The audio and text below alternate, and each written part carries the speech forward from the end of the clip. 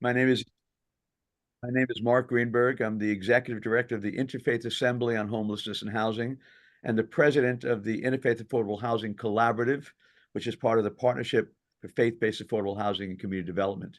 And so, again, looking at today's agenda, we're going to begin with a brief presentation on faith-based affordable housing development, which is one of the efforts that the partnership is involved in through the Interfaith Affordable Housing Collaborative. Then we'll hear people share their concerns, people from the faith community, particularly on the City of Yes. And we know that some of you may not have heard of it. That's okay. We'll be hearing much more about it at 10:30. But in the meantime, if you have heard about it, we want to hear your concerns. And then Rashida will record those concerns. When John Mangan presents on the City of Yes, she will share those concerns with John, as well as others that come after his presentation. Then we want to hear from each of you about your mission and activities, and also your concerns about the City of Yes. And then we'll hear from John and the city planning from the City of Yes. And then we'll have a conversation between faith leaders and the City of Yes and responses to your concerns. So that's what we plan to do, and we're right on time. So let's begin with a brief presentation on pre-development work of the Interfaith Affordable Housing Collaborative and the partnership. And Peter, do you want to start that? Certainly. Okay, so I'm Peter Cook. I'm Executive Director of New York State Council of Churches. I'm Vice President of the Affordable Housing Collaborative. And all of us come under what's called the Partnership for Faith-Based Affordable Housing and Community Development. And Rashida Tyler is our project manager who really manages our whole pre-development process. So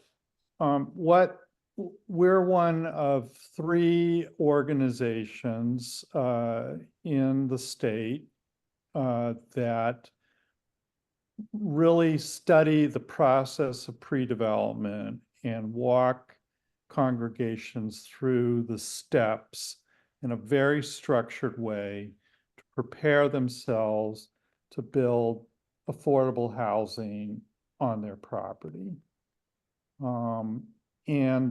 So we have trainings, we do consultations, and we follow a 6-step pre-development process where we first do some basic discernment and assessment of your congregation to determine its readiness to make use of paid pre-development services.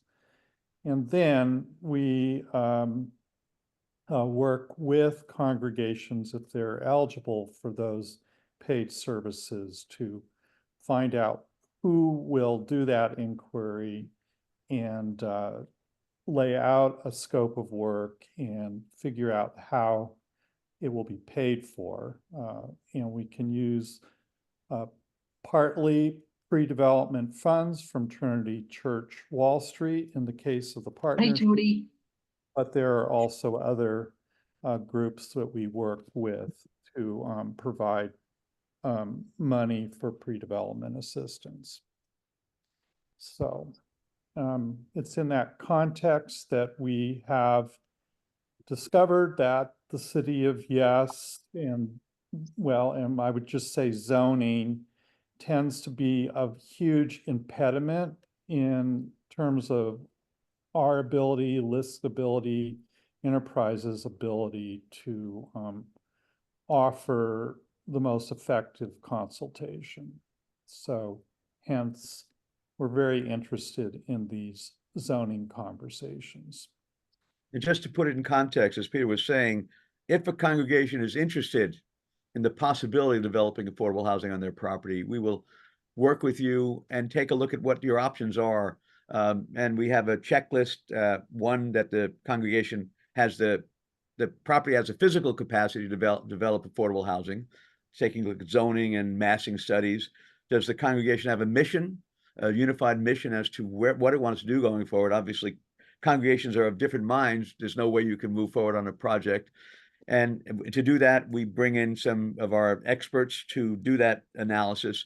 And then if we determine, along with those and other factors, that you do have the possibility of moving forward, we will then invite you to apply for a pre-development loan, either from the collaborative or other groups that do this work, so that you can bring in someone to coordinate the process of developing what's called an RFP, which is a request for proposals, or an RFQ, which is a request for qualifications. In effect, that group, and we provide $30,000 in loans, which is not a lot, but barely enough to develop that marketing plan and that RFP, RFQ that developers will then bid on.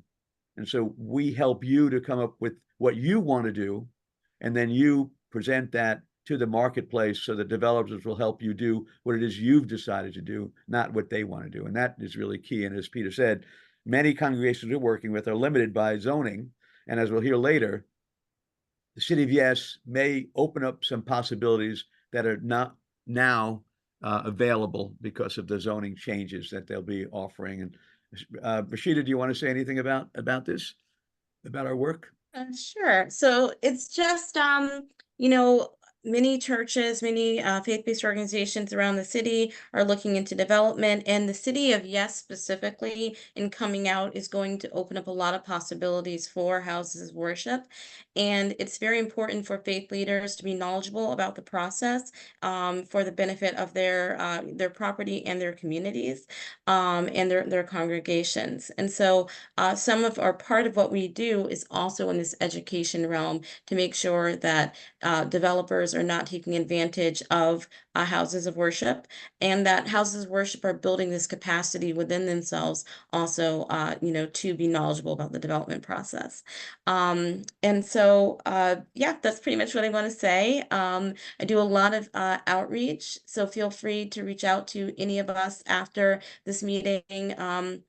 And also, if you have members of your congregation that want to know more about the City of Yes, or other congregations that couldn't be here today, we really want to help spread the word about this process. I think a lot of times, a lot of things happen in the city, and people take for granted that everyone has the same information. But that might not be the case for the faith community, which is why we're holding these sessions today.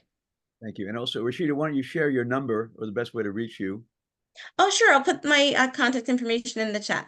Okay, thanks. And the other thing I just wanted to say about this is, it's obvious that building affordable housing on your property is a major decision. I mean, it could be one decision you make will change the congregation forever. So for obvious reasons, congregations are hesitant, particularly having heard stories about terrible outcomes. And so what we do is we help to make some real honest assessments, and then put you in touch, and again, help you develop a proposal, and then put you in touch with someone like Bill Shillity, who's actually done some great development. There are professionals out there who really know what they're doing, who are ethical. There are others who are not.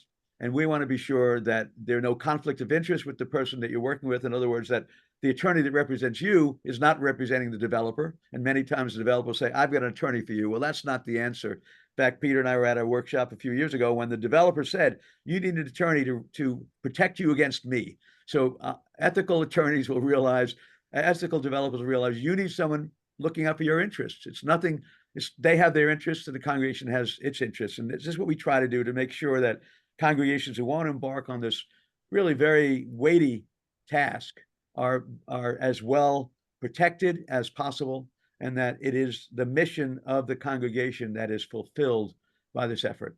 And so that's our objective.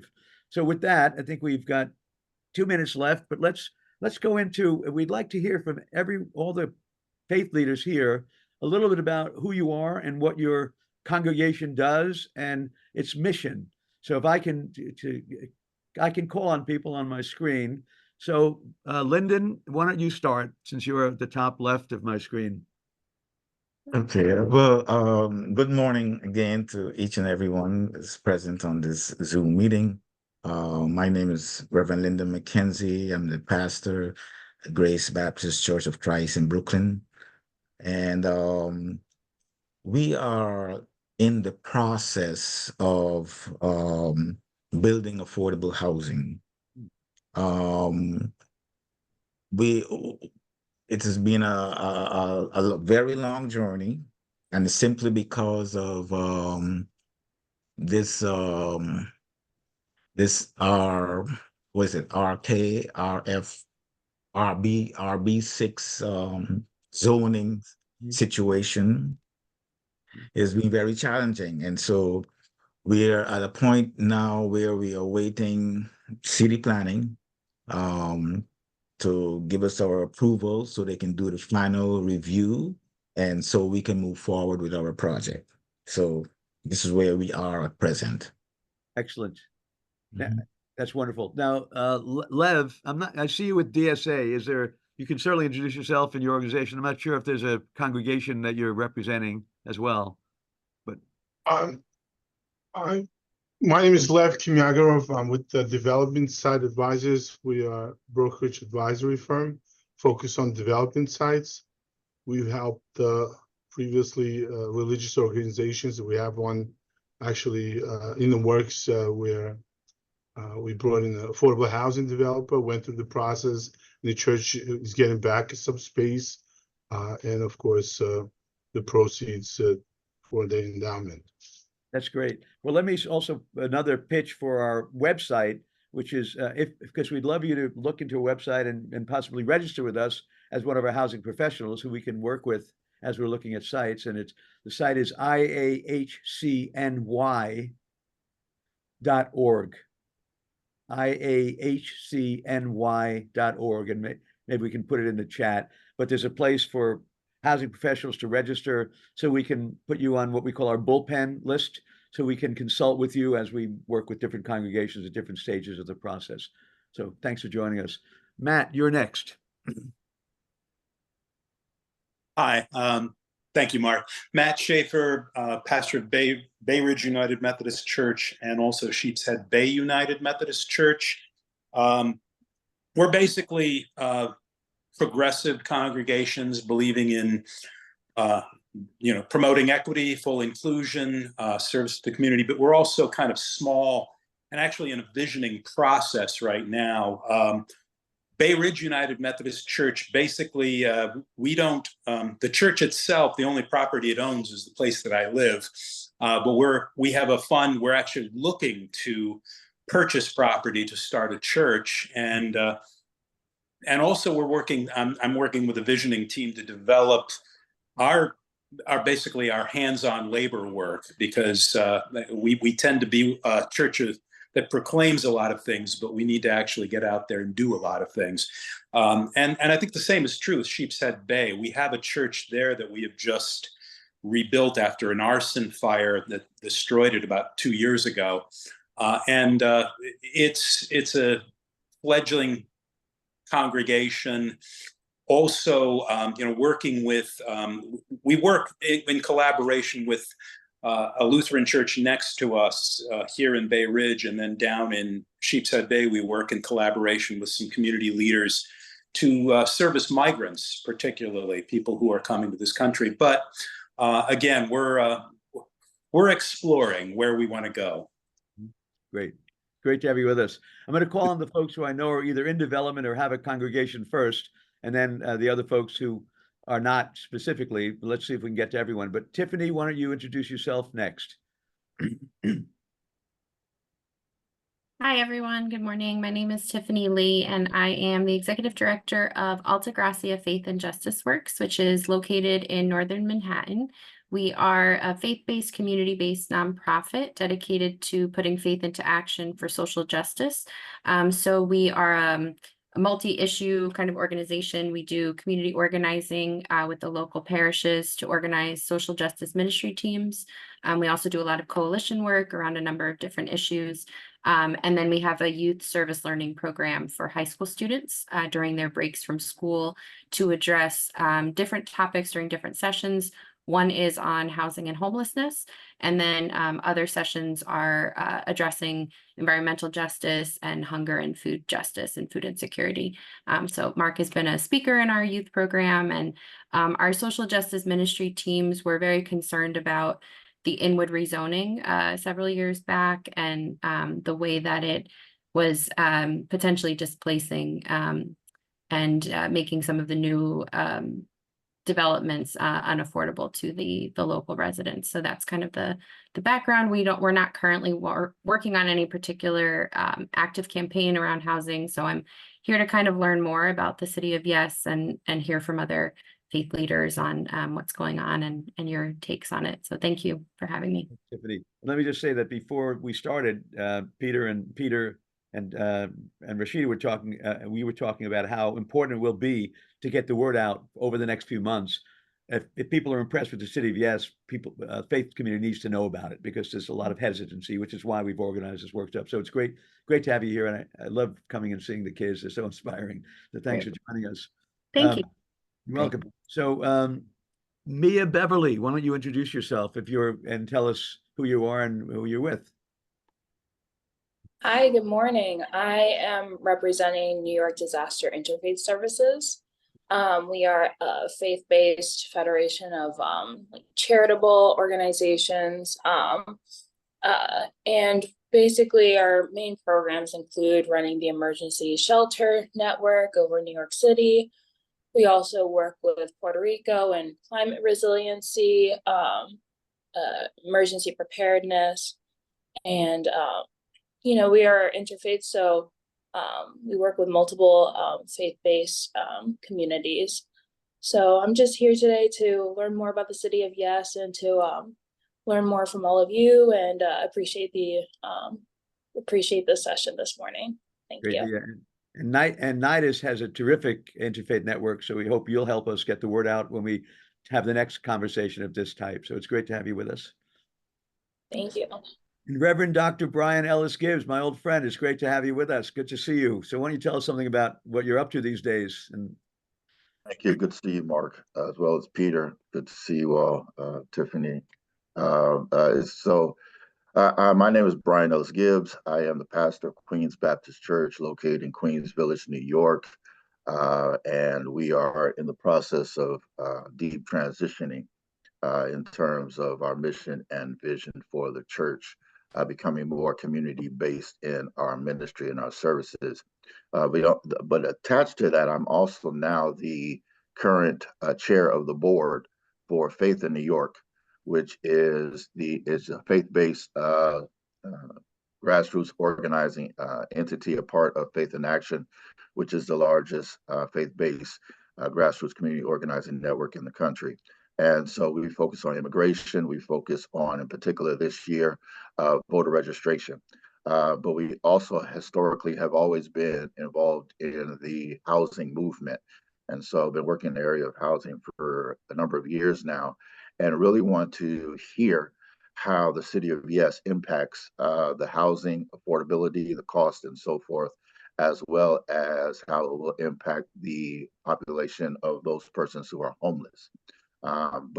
So really just getting reconnected after COVID. It's been taking some time, but getting reconnected and back in the saddle again. And Brian, thank you very much, because Peter just reminded me that I'm supposed to be asking people, if you are familiar with the city of Yes, what your concerns are, and you just answered that question. So Rashida will be taking notes, and she'll be sharing that concern with John. I'm going to come back to everyone else after we've introduced everyone with your concerns about the city of Yes, but going forward, I'm going to ask everyone here to not only introduce yourself and what you do, but also if you have concerns or questions regarding the city of Yes. So Bill, you're next. Hi, everyone. I'm Bill Shillity. I'll try to make this quick. I'm an affordable housing consultant. I'm in the bullpen of the collaborative.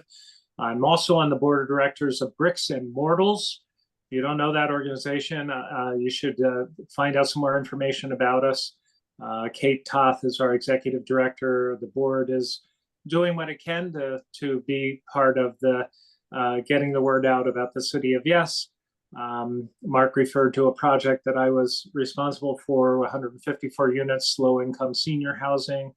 57 transitional apartments for formerly homeless, formerly incarcerated, with the Fortune Society providing on-site services. And so learning a heck of a lot that, including that you need the patience of Job when you do a housing project. I wanted to put that skill to work in my retirement. So I'm a consultant, also a New York licensed agent with Ecclesiastical Realty. Thank you, Bill. Great to have you with us. Okay, and any questions you want to convey to John Mangan about the City of Yes? Any concerns you have or any questions?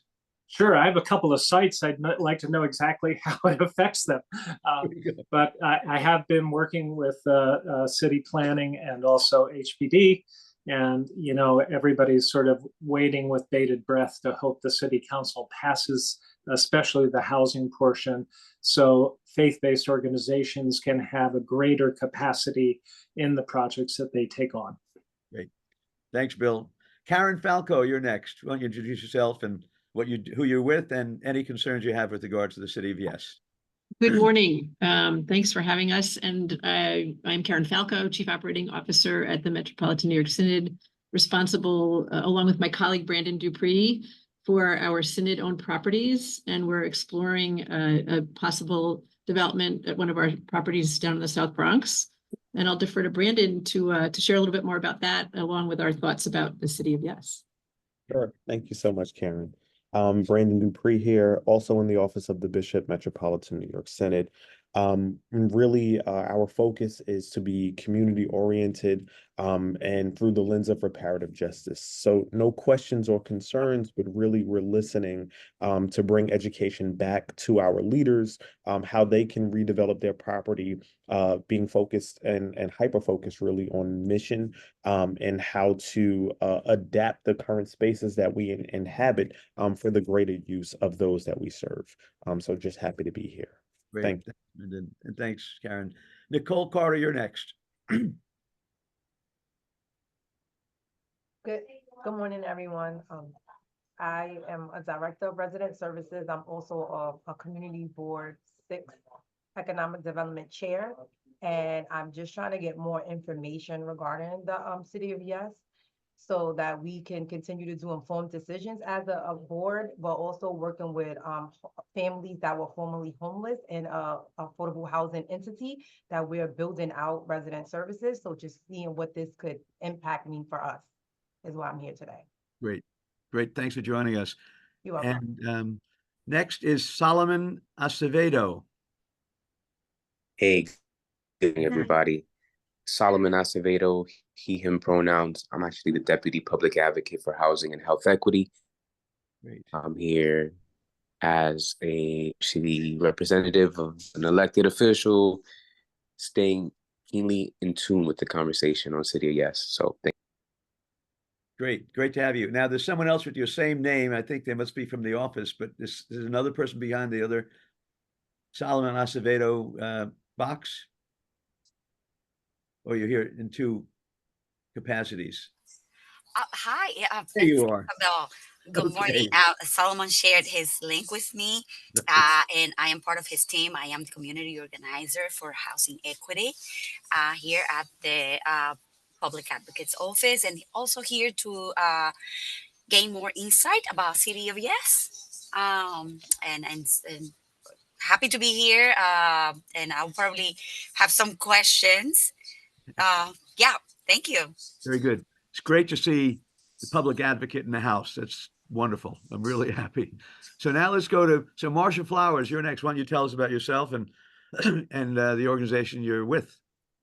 I am with West Park Presbyterian Church. I'm really here to find out more of what is going on in this within the area of affordable housing. But the one question I have is there any teeth in any of the efforts that either City of Yes is doing or any organization that's trying to put together affordable housing? Is there any way that it can be, somebody can say this has to be done and it's going to be done? Mm-hmm. So the process of how it actually gets passed and done. Yeah. And is there any power with this organization? So when you say West Park, are you in Ulster County, New York? No. No, we're on the Upper West Side. Okay, we have a West Park up here too. Famous West Park, yeah. And for those of you who are not aware, West Park has been in the news a lot because it is a congregation that is now occupying a building at 86 and Amsterdam that some people would like to see. It is landmarked. Some people would like to see the landmark withdrawn, and folks at West Park would like to see it maintained and maintain the site. That's not correct. Okay. It's not correct. There are people who are conducting a program in the building. Yes. Right. That would like to see it remain. Yes. The congregation of West Park would like to see it de-landmarked so that we can use the site as in other ways that are better. Right. Okay, good. Thanks. So there are different, yeah. But anyway, and let me just say, Marcia, that the site, West Park Presbyterian Church site, could be significantly impacted in a positive way by proposals that are part of the City of Yes. So John will speak about that later, but that's a very exciting, I'm so glad you're here because it really, City of Yes can impact directly on the objectives of the church and others with regard to the property. So let me. And Marcia, just one more time for the record, can you state your question or your concern around the City of Yes? Yeah, I'd like to see if it has any power to get some of the projects done. Okay. Thank you. I think Kiana was here. I'm not seeing you. Are you here still, or did Kiana leave? Okay. Let's ask Rachel. Rachel, why don't you introduce yourself? Great to have you with us.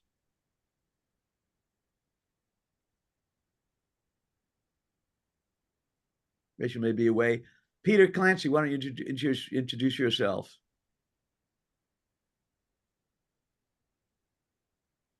Yes, good morning. I am a volunteer with the Interfaith Assembly. I have a background in engineering and project management and in banking and real estate. And so I think this is a fascinating time to be living in New York, to be part of a faith community that can make an impact in helping our unhoused and underhoused. And I think Mr. Mangan, John, will be able to make a good case. I also encourage everyone to take a look at the presentations. He's going to post some links to some reports. I read them over the weekend. They really fill in a lot of the gaps that Marcia and others of you have been raising as to what this will do and what it won't do. But it's a big project, and it's going to affect us all, and hopefully in a positive way. Thank you, Mark. Thank you, Peter. And here's John, which is great timing. So let's let John get settled a little bit.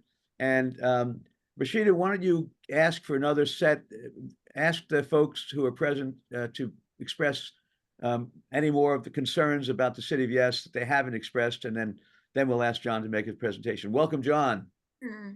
So what I was going to ask is really it's around process and how people are being informed and how many people in your community have heard of the City of Yes before today, or before even if you spoke to me or Peter or Mark, how you came to know about the City of Yes, and do you feel that the people in your community know enough about it? I'm going to start with, did we get everybody in going through the introductions with questions? I think everybody has offered their questions, everyone who's here.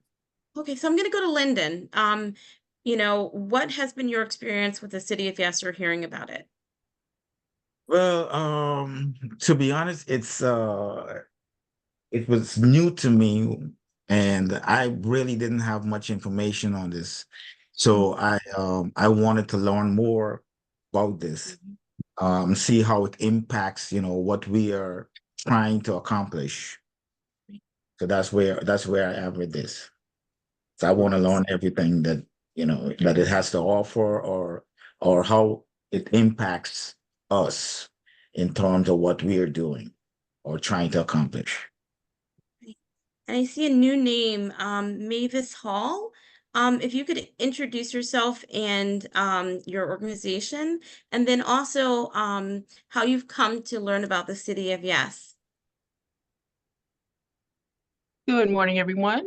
My name is Mavis Wall, and I live in a community that is experiencing the changes that we all are experiencing. I heard of the City of Yes because I actually work for an assembly member.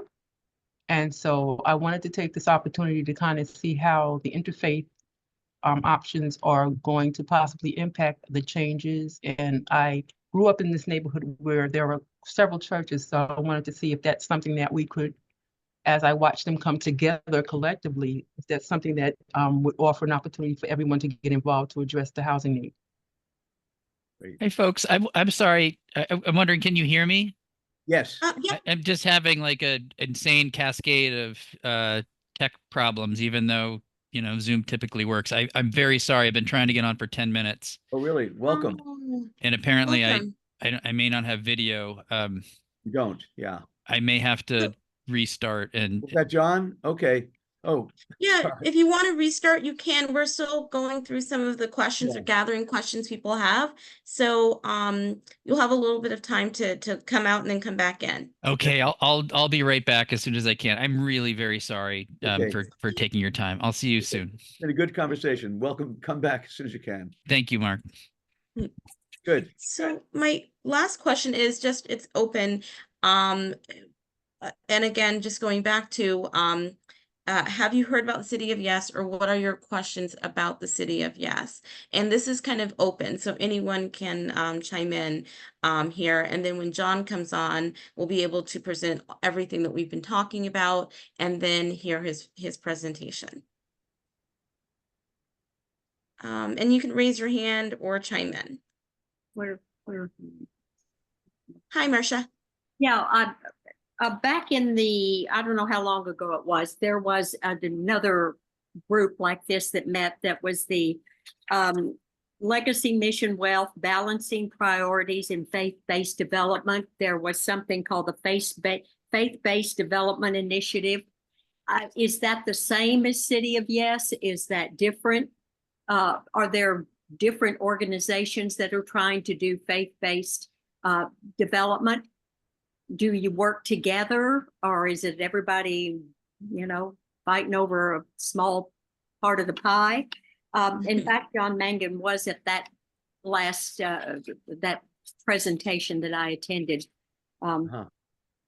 Maybe So- some of you were there. It was Mark. If you wanna take that, Peter, do you want to take that? You want to take it, Peter? Go ahead. So, I think what you're referring to was a task force which was put together by Gail Brewer at the time, that brought together a lot of people to kind of look at faith-based property. That they issued a report which was helpful, but it contributed to this overall conversation. And then we had a task team appointed by the mayor to look at religious property, which was chaired by Kate Toth from Bricks and Mortals and Malcolm Punter from Harlem Communities. Harlem Church Community Improvement. Yeah. Yeah, HCI. Reggie Bacchus. Yeah. And also Bill Shillity. And that group put together a set of recommendations, which were then fed into this process of the City of Yes.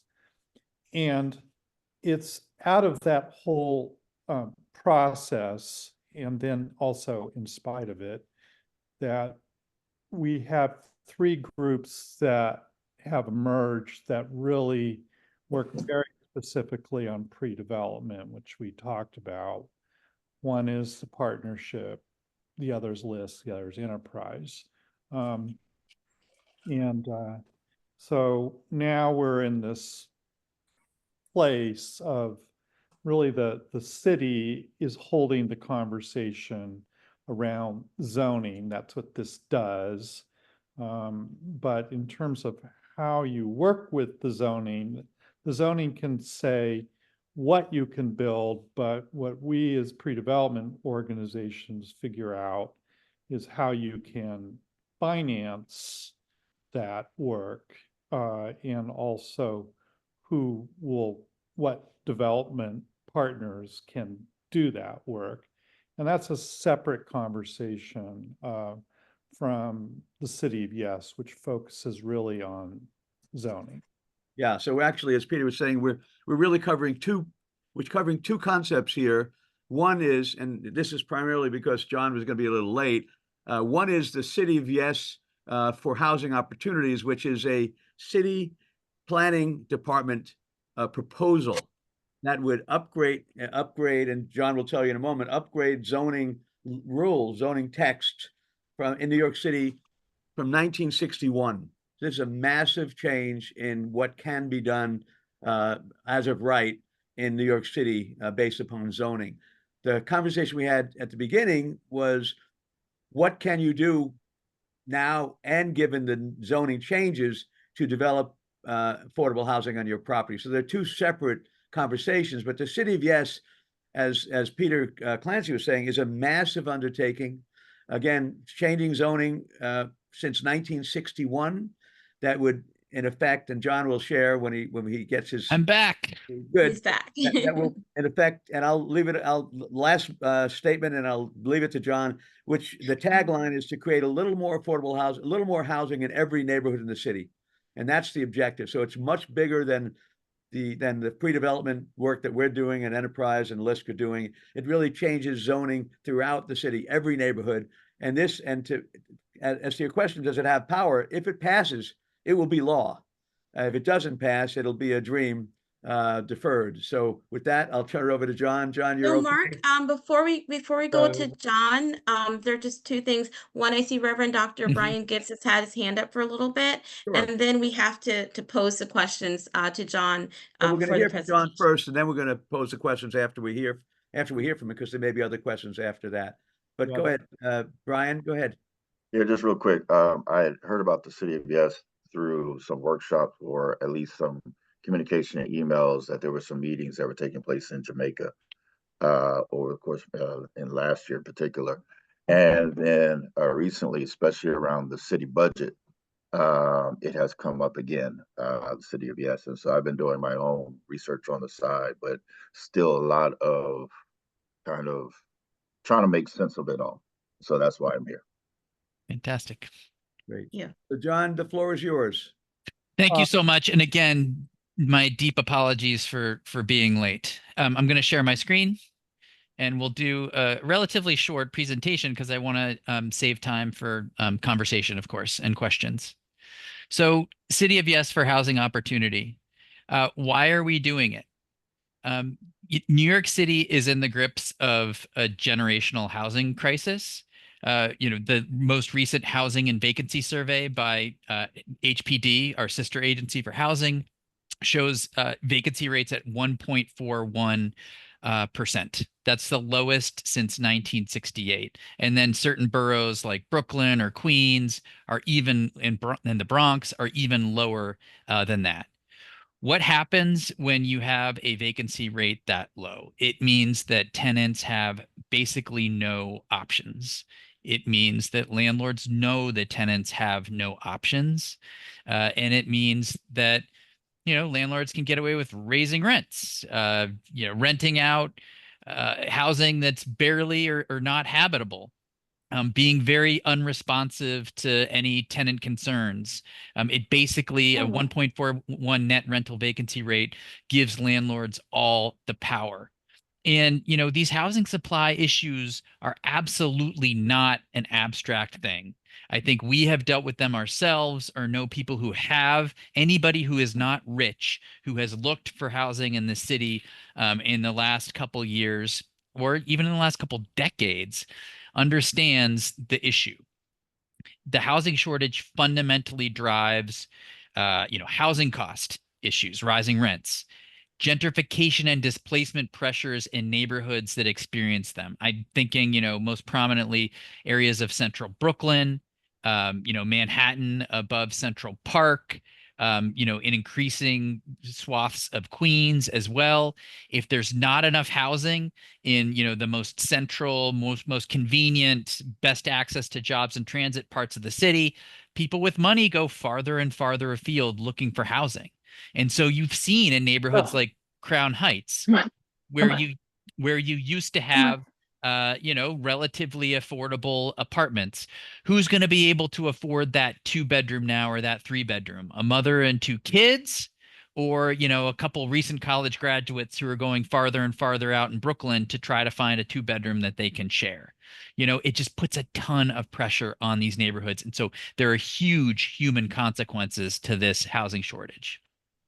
So the proposals that we have, as part of City of Yes for Housing Opportunity, they emerge directly from our citywide fair housing reporting, Where We Live New York City, created in 2020. And what Where We Live does is it identifies obstacles, impediments to fair housing across the city. It recounts that history of how we've gotten to where we are in the city today, which is very diverse but very segregated. And, most importantly for our purposes, it identifies the concrete goals, strategies, and actions that we as a city can take to affirmatively further fair housing. And, when this was being put together in 2020, the deputy mayor put all the agencies in the room and was like, what are the actual things that we can do to move the needle? There's a ton of stuff. Zoning is at the center of these issues. There's a ton of stuff we can do. I remember how great it felt to compile that list. I also remember thinking there is no way that we are ever going to attempt any of this because it's just too politically fraught. There are neighborhoods in the city, wealthier areas, lower density areas, that are very politically efficacious and have been very good over the decades of preventing housing from being built in those areas. If you can believe it, areas of the Upper West Side, Upper East Side, wealthy areas are actually shrinking in terms of housing because the zoning is so tight there that you can't build any new housing there at all. What does that do to Harlem if you can't build anything in Upper West Side and Upper East Side? People go farther and farther north looking for housing and put pressure on those neighborhoods as well. So enabling more housing across the full range of neighborhoods, from the lowest density to the highest density areas, is a fundamental, crucial, absolutely necessary fair housing strategy. And we're doing it for the first time, looking at the full city from the lowest density areas to the highest density areas, hoping that that helps to solve the political problem of individual neighborhoods that are really good at preventing things from happening there. The idea is, if we say we're all in this together, we're all going to contribute a little bit. And if we all contribute a little bit, no one area has to get, punished, gets, buried in new development, or gets buried in, has overtaxed infrastructure. And it could take the pressure off of neighborhoods like in central Brooklyn or northern Manhattan that under the status quo really bear the brunt. And it's no, accident that a lot of neighborhoods that bear the brunt of the status quo are lower income, are less white parts of the city. This is all part of the legacy of exclusionary zoning and questionable land use policies that we've seen over the course of the last century that are well documented elsewhere. As a big part of this strategy, we are also partnering with faith-based organizations and churches across the city. We understand completely that many of these organizations are land rich, are looking for opportunities to grow and change and strengthen their congregations into the future, while also contributing housing or other types of services to the broader city. Now, I won't linger too much on this slide because we're going to go into each of these in detail, but these in particular, within the broader context of our City of Yes for Housing Opportunity that looks to enable more housing across the full range of residential neighborhoods in New York City, I consider this to be, it's such good, important work. I mentioned at the last one, my first job in housing was as a live-in assistant in a religious community for adults with developmental disabilities. I'm a member of St. Mary's Church. Grand Street Guild on our campus has produced about 1,000 units of affordable housing over the years, and it's something that has enabled us, our congregation, to remain vital. Just baptized my son on Sunday. Sorry. And so I love working with with this group on issues that are so important to the future of our city and some of the vulnerable populations that we really care about. Sorry. So what are we doing specifically? One, in low density areas, these are parts of the city that have they used to produce housing, but we have layered so many restrictions on housing production in these areas that they can't anymore. If you see development in low density areas these days, which, a little farther out in the city, it tends to be just single family homes. Those are expensive to build. Those are expensive to buy. It doesn't really do much for some of the populations that we're most concerned about. So we're looking to New York City's past to try to bring back different types of housing that serve a broader range of people and help these lower density areas contribute. In low density commercial districts, you see it on the red there. We want to bring back this iconic building form, 2, 3, 4 stories of residential above a commercial ground floor.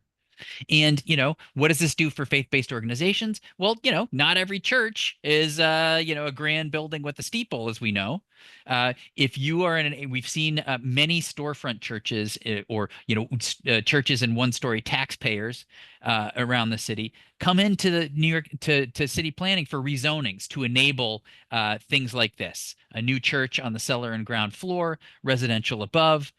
We want to enable this without forcing you to come to city planning for a rezoning that takes 2 years and may cost a couple $100,000 in consultant fees.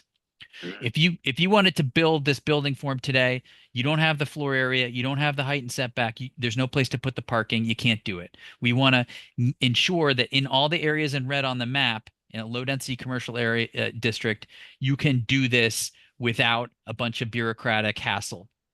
And so we're excited about that.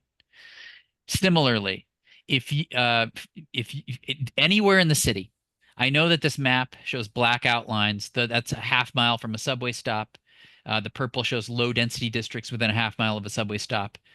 For most sites, we're saying if you're a large site within that purple on a wide street or short end of the block, you can develop as of right modest multifamily housing, 3, 4, 5 stories. We used to build this housing all the time. Sites like this have this housing on it often, but it's from the 20s, 30s, 40s, and 50s. We made it illegal. We want to bring it back. What we've done for community facilities, which includes faith-based organizations, includes libraries, things like that, is we've said, if you're a 5,000 square foot site or above, anywhere in the city, you can even be outside of these lines, outside of the purple, we will give you additional opportunity, residential capacity on those sites, either for, maybe another building on your zoning lot, if you have like more of a campus, or redevelopment opportunity where you get a new church on the ground floor and cellar with residential above. We've talked to lots of sites around the city. This creates meaningful opportunities on a lot of them.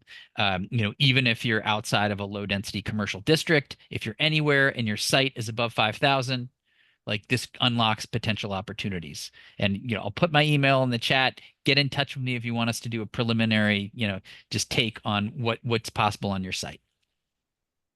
Next, we don't want to leave out medium and high density districts, of course. So there, and all in the areas on the map here, the orange, we are increasing residential floor area for affordable and supportive housing, for permanently affordable and supportive housing.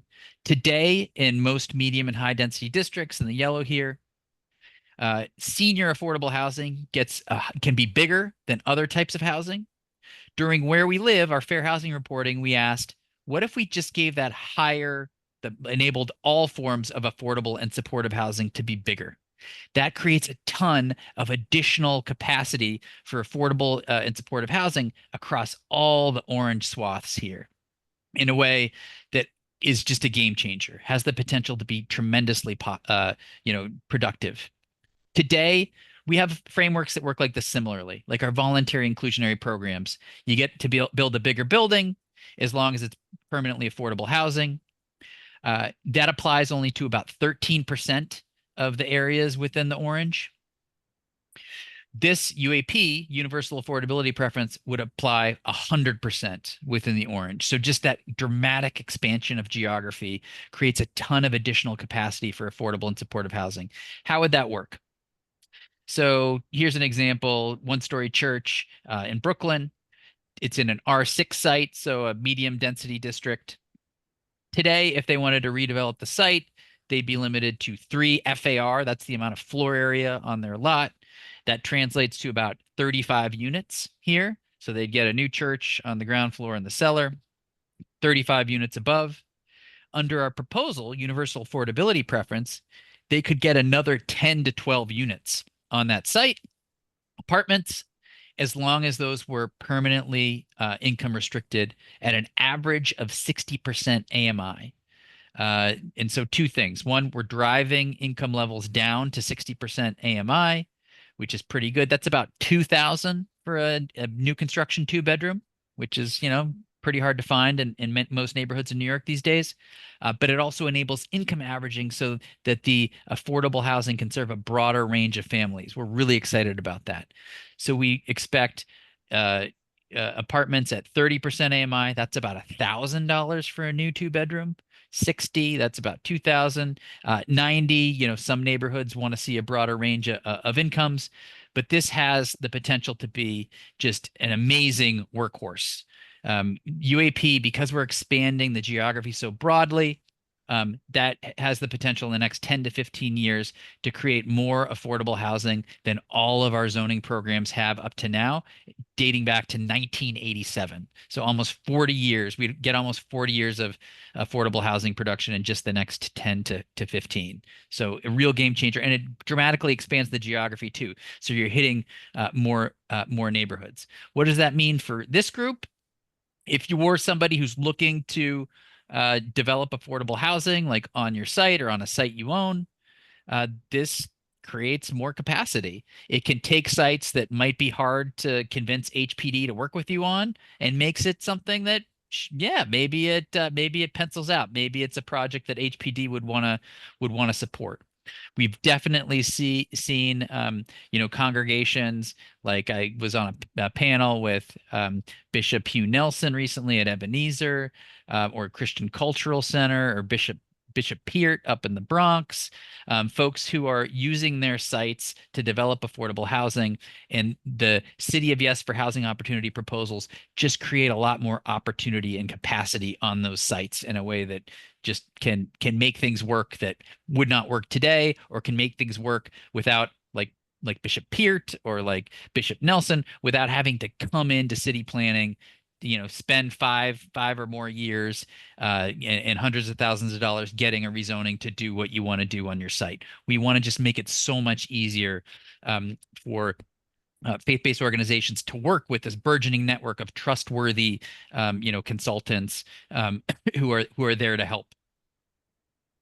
Next, parking.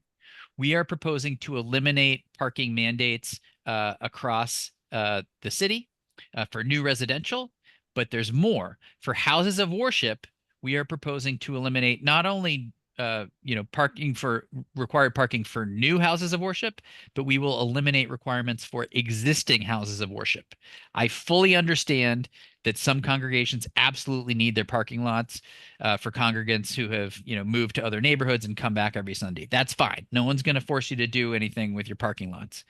But if you want to do something with them, then this can create the opportunity for new housing, maybe even new housing with parking down below, whatever. It just creates opportunities that don't exist today when that parking is required, whether or not your congregation uses it. Up to you to decide whether you want to do something with those parking lots or not. This comes straight from the mayor's task force, faith-based task force. They said, the adaptive reuse regulations work really well. These are regulations that enable non-residential buildings to convert to residential. Today, however, they only apply in the dark purple, the areas with the dark purple. They don't apply beyond that.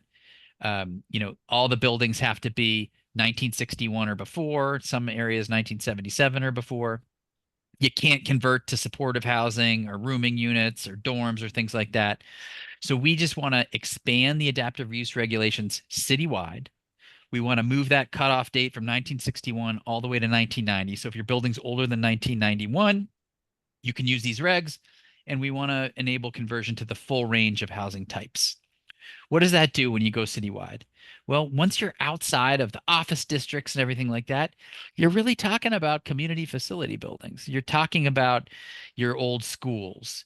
You're talking about, like I'm Catholic, your convents, your monasteries that may not have quite as many residents as they used to. You can see here in the map, it doesn't apply to Harlem today. I was talking to, some pastors up in Harlem who own commercial properties where they would be interested in converting. This would support that as well. It just creates a ton of additional flexibility for churches that own, other outbuildings today that might be put to residential use. Finally, this is a little bit technical, but also really important. Today, if you have a big zoning lot and your church is on a portion of the zoning lot, it's pretty likely that a church, if it looks something like this here, does not comply with post 61 zoning. Maybe it's too tall, maybe it's set back too far from the street, whatever. But the way the zoning works today, if your existing building doesn't comply with the zoning, then you're not allowed to put contextual height limited infill on that site. It creates a ton of difficulties and forces churches and other, zoning lots with existing buildings to come into city planning for like a complicated and expensive, time-consuming set of approvals. We want to make it much easier in situations like this for faith-based organizations to add new buildings on land that they own, even if your existing church does not comply with zoning. That just cuts a lot of the red tape in a way that creates opportunities for many sites around the city. I've looked at a bunch of them without time, without the expense of coming in for special approvals. So again, I'm going to put my email in the chat. Get in touch with me if you want us to look at a particular building. Finally, I don't know if there are any landmarks in the House today, but there is an existing program that ostensibly allows individual landmarks with unused development rights. Often those are churches, some of the, whether it's St. Pat's, St. Patrick's Cathedral in Midtown, or, a humbler, landmarked Episcopal Church in Crown Heights or whatever. There are a few hundred religious landmarks across the city who ostensibly have the ability to transfer unused development rights to get money to help keep the physical plant in good condition, but really they don't. First of all, look at this transfer radius today. It's so tight, it does not provide meaningful opportunities in most instances. That's just not enough opportunity to work for most landmarks. And also, crazily enough, it requires a full special permit. That's a full uniform land use review procedure. That's that 2-year approval process that costs a few $100,000. This program dates back to 1968, but if you can believe it, we've only had about a dozen organizations take advantage of it just because the radius is so tight and the process is so onerous. We propose to expand the transfer radius as shown here, anywhere on your block or across the street from that block, and reduce the amount of procedure required from a full special permit to just a mere certification, which is kind of like a rubber stamp. If the receiving site does not require any zoning changes in order to accommodate those development rights, rubber stamp, approved. And that will enable landmarked religious organizations to, get money to maintain their physical plant. If you do need zoning modifications on the receiving site in order to accommodate those development rights, then it would be an authorization. That goes to the community board for 60 days. Then it goes to city planning, and then city planning can approve it or not. It does not go to council. It does not take a full ULURP, does not require 2 years. It's just a streamlined process to create additional opportunities. I mentioned that landmark church in Crown Heights.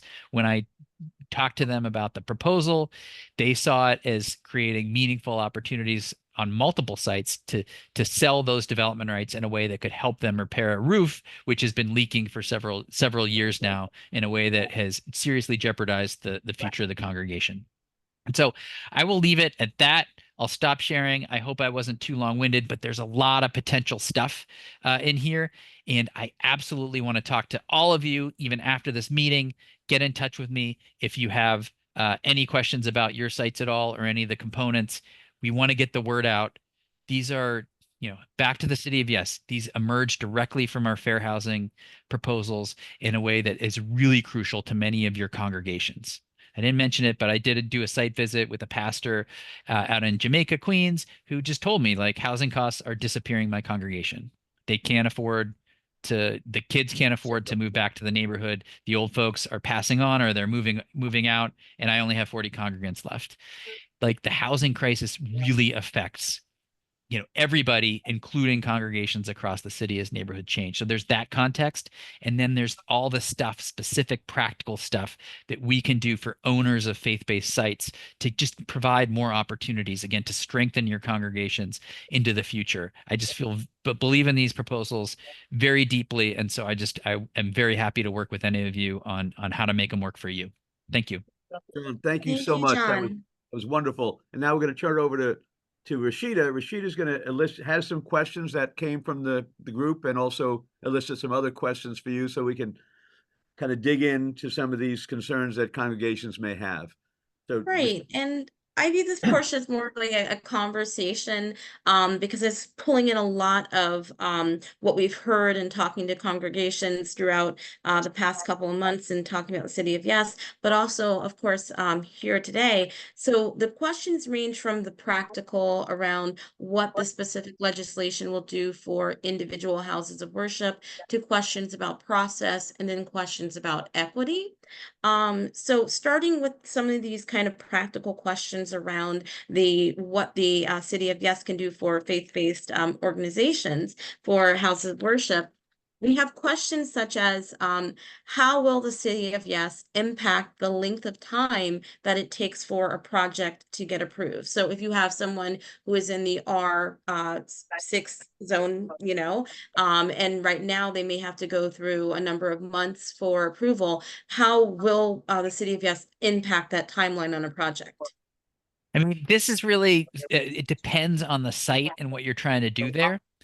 In general, the proposals create a little more opportunity on the full range of sites. Now, there are some sites where you absolutely will unlock opportunities that weren't there before, like the town center zoning or the transit-oriented development.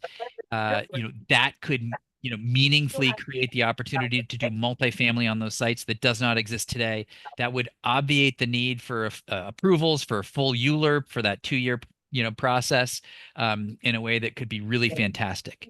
On other sites, like the R6 example I walked you through, it just means a few more units on the margin, like an additional 20, 30% more units in a way that can take a project that doesn't quite pencil out or where a development partner might not quite be interested into one where they say, oh, 39, 40 units, like now we're talking. I've seen that on sites across the city. So in some situations, it unlocks opportunities that didn't exist before. On some, it just creates a little more opportunity on the margin. Bishop Nelson, I should go back to him. His congregation purchased land that was zoned for manufacturing, and so no residential was allowed. If your congregation buys manufacturing site, you probably will still need to come to us for a rezoning that enables residential there. But if you're already zoned for residential, then this is something that just creates additional opportunity for you. But again, talk to me about individual sites and I can answer that question with much greater specificity. But does it impact the timeline of a project? So if a project came in, is it going to be months shorter, years shorter, or is it are there still other factors that impact that time? Yeah, say that you are one of the sites that under today's zoning would require you to come in for a ULURP, a Uniform Land Use Review Procedure, rezoning, special permit, whatever.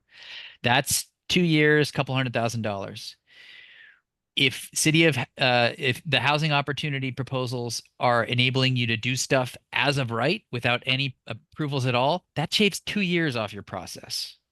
Absolutely. So for instance, Bishop Peart site up in the Bronx, it's a low density district. I think it's like a R41 or something like that. That today it's really hard to do anything other than single family residential there. Under our proposals, you get additional floor area. So instead of being stuck at 1 or something like that, or maybe even 0.75, you're up to 1.5 or even 2. So it almost doubles the residential capacity on the site. And it also provides an envelope, 4 stories for you to put modest multifamily housing in. And it eliminates parking requirements. This is a site that's within a half mile of transit. It eliminates parking requirements in a way that just provides a lot more opportunity on that site. Unfortunately, I feel like Bishop Peart has had to go through a rezoning under the existing regulations.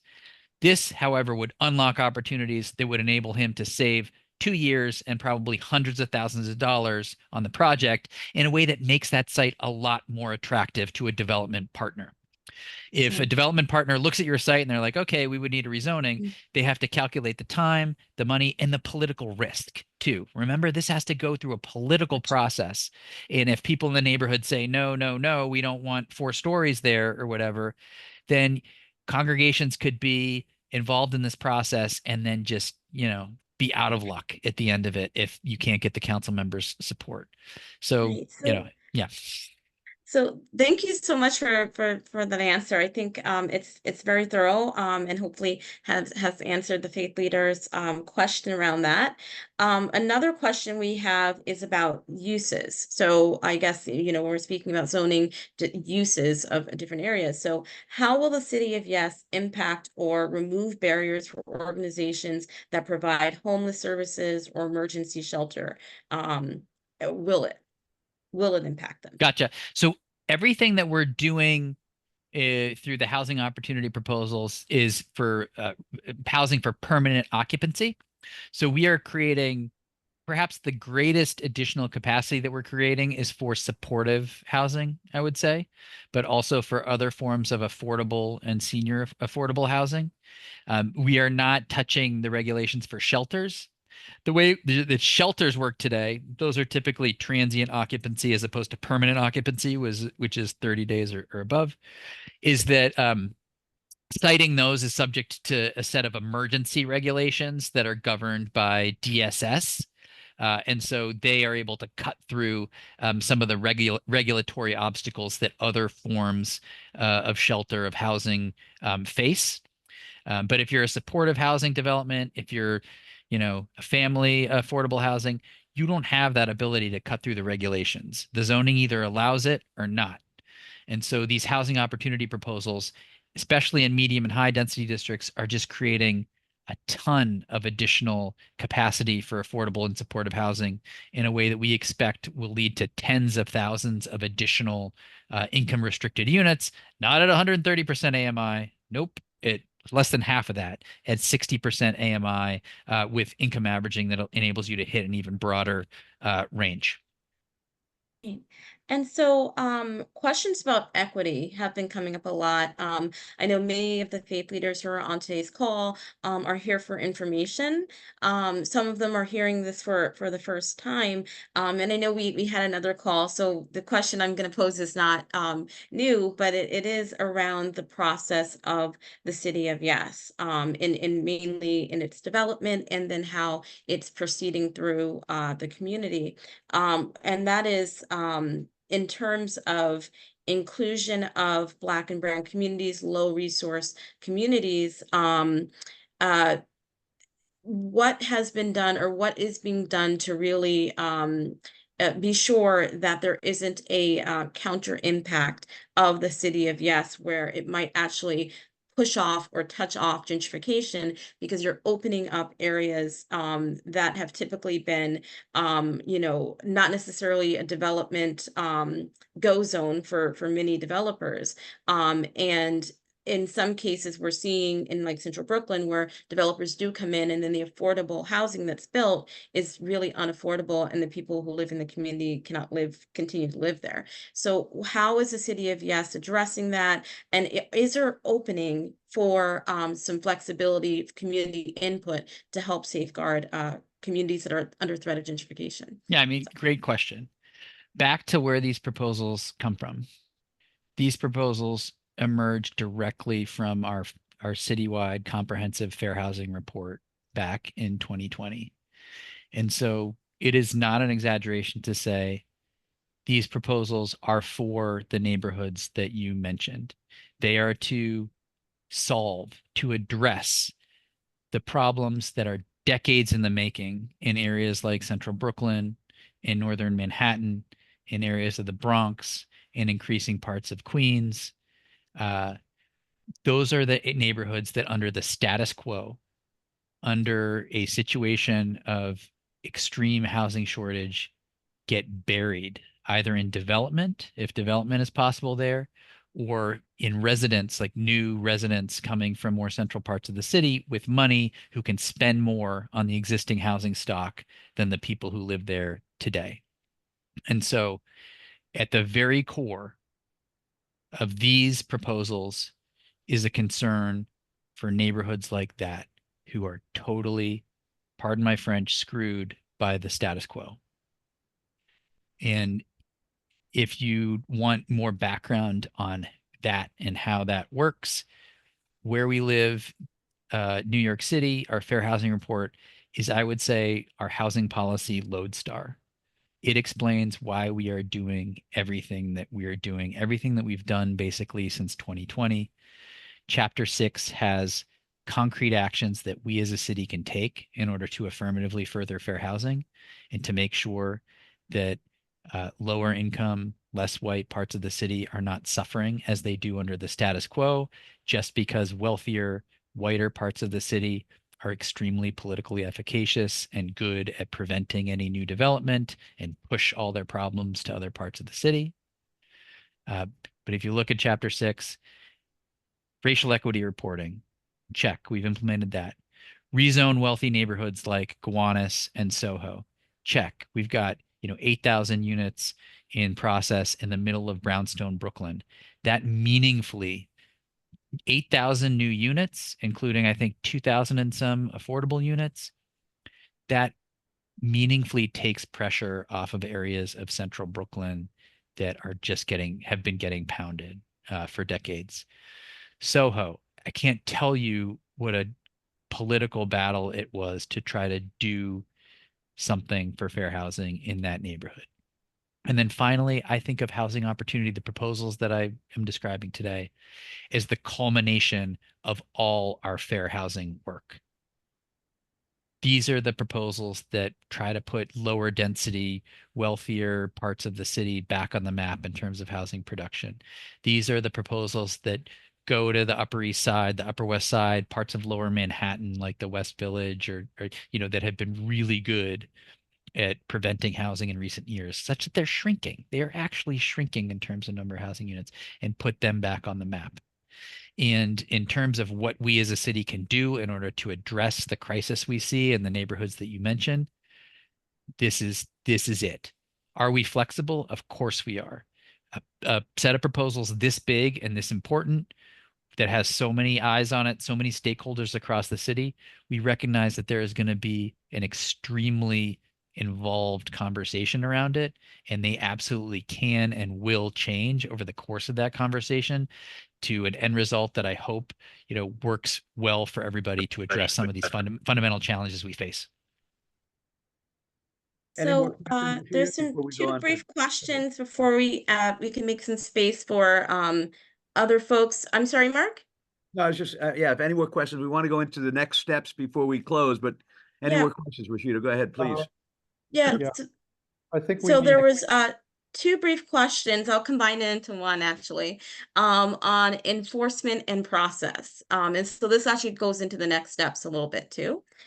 So one faith leader was really wondering about what is the capacity, or if there's any teeth to actually enforce the city of Yes in terms of its creation of affordable housing throughout the city. So that's one question around enforcement. And then the second really is around process. So this is going to have to go through the city council and kind of what is the process around that. Yeah, so I'll just leave it Okay. at those. And I'll try to be brief. Sorry. So in terms of enforcement, any affordable apartment created through these programs, it goes in a restrictive declaration that gets declared against the property. It runs with the land forever. You can look it up on ACRIS, no problem. We are also putting it on the certificate of occupancy, any permanently affordable units and the AMIs in which they're restricted. That goes on the certificate of occupancy. Very public documents and also very easily accessible by city agencies that do enforcement, whether it's DOB or HPD. I could say that in terms of affordable units created through the zoning, HPD knows how to enforce, does it really well. You don't see the leakage that you see with some of the state programs sometimes where people are like, oh, rent stabilization. We forgot that this, building had those units. We absolutely don't have those issues here. In terms of process, we are at the community boards now. That's the first 2 months of public reviews at the community boards. I can't tell you it's been the best of times. It's been the worst of times. We've had great conversations. We've been yelled at. But we are coming to the end of that process now. The hearing in front of the City Planning Commission is July 10th. It'll be at the City Planning Commission for about 60 days through August into September. There'll be a vote in September. If the City Planning Commission passes it, it goes to City Council for about 2 months as well. And so we're looking at a vote by the end of the year. There are hearings at City Planning Commission, hearings at Council, and a lot of negotiations around all these pieces between now and then as well. And just briefly, how are you defining affordable or affordable housing? For the universal affordability preference, we are taking the existing inclusionary programs, which today are 80% and only 80%, which creates a glut of units at 80%. 80% AMI has gone up and up and up in recent years, such that I think it's a little over 100,000 for a family of 3 now, which is crazy. We are driving that down to 60% AMI, and then we are enabling income averaging to get a range from about 30 to 90 probably in terms of these privately financed developments. But the short answer is UAP will have to be permanently affordable at an average of 60% AMI, which is better than anything we've done through the zoning before. Thank you. Rashida, there was another question John should answer, which was posed by Bill Shillity in the chat. Okay, must have missed that. It's about. If Bill is still here. It's not. Bill's but gone, yeah. Good question. And the question is, what about forming districts for landmark properties? Midtown congregations were able to do so, ? Yes. So there is a transfer district in Greater East Midtown that encompasses like St. Bart's and Central Synagogue and St. Patrick's Cathedral. And so they have more liberal transfer procedures than individual landmarks would outside of those districts pursuant to these proposals. We can create districts. That requires another neighborhood planning process, which typically takes a number of years. In the meantime, however, we hope that our allowances for individual landmarks actually create meaningful opportunities somewhere on your block or across the street from that block in a way that takes the pressure off the need to go through that big, huge planning process in order to create additional districts. And then, John, one other question, which I've posed to you a couple times, but I think it would be helpful for you to answer. And that is, what does this do proactively? And what does the City of Yes not do? I think people hope that the City of Yes is going to do everything. And when it can't do everything, it does nothing. So it would be really helpful. My theory is that what the City of Yes does is say what you can build, but it doesn't tell you how to finance it or who's going to develop it. That's right. It just handles the regulations that say what you can and can't do with land that you might own or otherwise control. And what you can and can't do with land you own or otherwise control goes a long way to determining whether HPD is interested in working with you on creating affordable housing, or whether a development partner is interested in working with you on some other project. And so what we're trying to do with these proposals is to create additional opportunity that enables you to work with HPD or enables you to work with a development partner without having to go through a long, involved process that most people don't have the capacity to do, that is coming to city planning for a rezoning.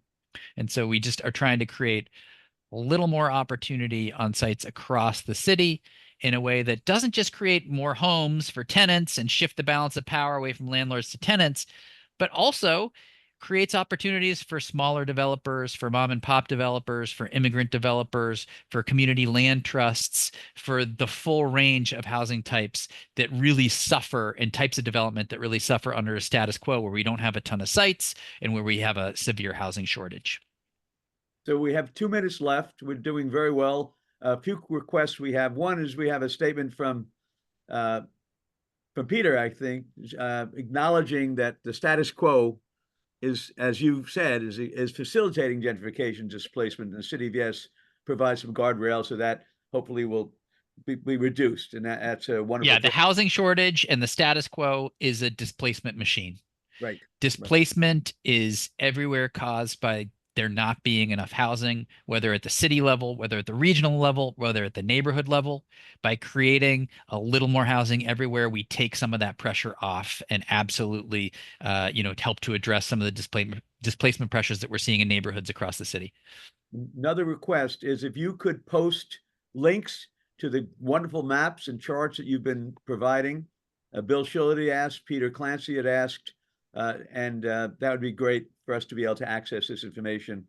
And also, I just want to, so the next steps, before we thank you and thank everyone for joining us, next steps are what? What do we do if we feel this is something we want to support? How do we do that? How do we help the city of Yes to become successful and continue to hear concerns among the faith community particularly, but among New York residents to make it as strong as it can possibly be? So before we do that, I just want to lift up 2 questions that are in the chat. And we didn't have an opportunity to do that. From Brian Gibbs. One was if the AMI still includes counties outside of New York City. And then the second question is, where can we find the specific accountability measures to prevent exploitation and further displacement by developers? Okay. Gotcha. Great question. Real quickly. So AMIs, New York City works a little differently from most other parts of the country. This is set by HUD AMIs. We are what's called a high housing cost area. And so, in other parts of the country, if you want to find median income, you just like line up all the families of 4 within the geography and you pick the one in the middle. It's like an actual number that you go out and find in nature. Because New York City is a high housing cost area, it's based on rents rather than actual median family income. And yes, it does include other counties outside of New York City when calculating AMIs, but actually because of the way we calculate it, including Westchester and Rockland and stuff like that, lowers our AMI rather than raises it. So there's some misconception around this issue and how it works. Fundamentally, though, what we're supposed to do, what we have to do is just drive AMIs down as much as we can, get what we can from private sites, and ensure that we're advocating for enough subsidies so that, HPD and other subsidizing entities can drive income levels down to levels that we need. Where can we find specific accountability measures? So, when it comes to private development enabled by this plan, because we're applying an inclusionary framework across the full range of neighborhoods in the city, and because it'll work in conjunction with that state level tax benefit to support mixed income housing, HPD actually will have a hand in all but the lowest density development that gets created here. And so, if HPD has an eye on it, if it has a role in regulating, then, they are the folks who ensure whether it's a big, huge, affordable development, that the new development is not stigmatizing to any of the residents of the affordable housing, or is not, built on exploitation of single family homeowners. With initiatives this big, we go well beyond the zoning in order to allay concerns from the public. And so there definitely will be additional administration initiatives around things like deed theft, around things like, I don't know if you've heard this new technique that's going on where people go through neighborhoods and try to find houses that are in violation and then drop a dime on them at DOB to try to put the homeowners in a difficult position in order to pressure them to sell.